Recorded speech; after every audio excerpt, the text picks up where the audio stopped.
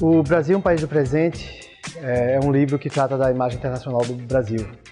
Trata de como o Brasil é visto por outros países, especialmente nos Estados Unidos. A pesquisa principal que eu fiz enquanto eu morei em Nova York e viajei por 10 estados americanos.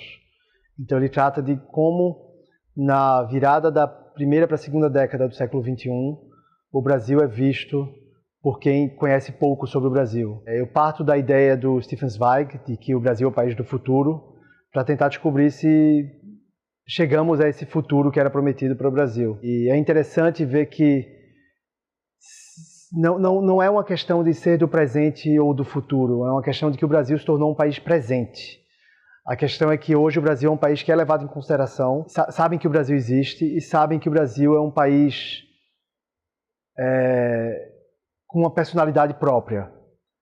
A impressão é que não existe mais aquela ideia de que o Brasil é um país latino como qualquer outro, que o Brasil pode ser comparado como se fosse igual à Argentina ou à Bolívia. O Brasil é um país com identidade própria e essa identidade brasileira se consolida como uma imagem internacional que é reconhecida no resto do Brasil. E em 2010 era interessante porque era o auge do Brasil bola da vez.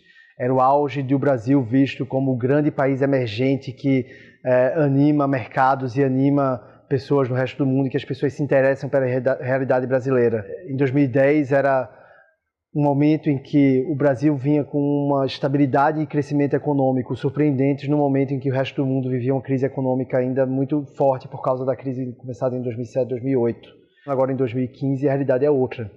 A realidade é que os países que tiveram uma crise muito forte no final da primeira década do século começaram a se recompor e começaram a se reestruturar economicamente, politicamente, enquanto o Brasil acabou não realizando a promessa que tinha se tornado aos olhos dos outros.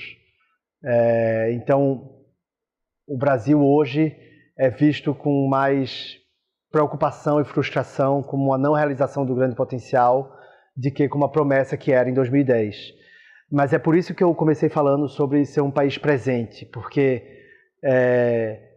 se fala hoje em Brasil como um país que está com problemas para realizar potencial, mas o Brasil continua sendo pensado como um país com identidade própria, um país com cultura própria, um país com economia própria, um país com uma força própria, independente de outros países da América Latina, independente de outros países até da Europa ou até os Estados Unidos. É um país que existe e é um país que é reconhecido. Eu acho interessante você pensar, por exemplo, que quem está na academia estudando saúde, estudando medicina e quer entender luta contra a AIDS no mundo, vai precisar tratar do caso brasileiro.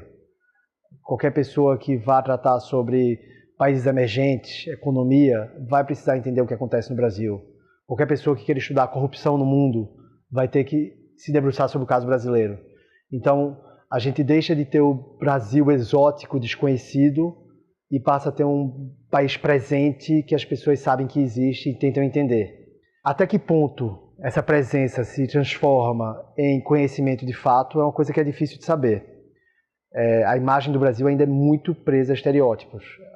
As pessoas associam o Brasil a país do futebol, associam o Brasil a país do carnaval, associam o Brasil a país das praias, de mulheres bonitas, da sensualidade. Todos os estereótipos ainda estão presentes. E isso é muito difícil de quebrar, porque muitos dos estereótipos fazem parte do que nós mesmos brasileiros acreditamos que é o Brasil. Os próprios brasileiros vendem a imagem do Brasil como um país do futebol. A Copa do Mundo foi um grande exemplo disso. As pessoas viviam a realidade de que esse era o país do futebol.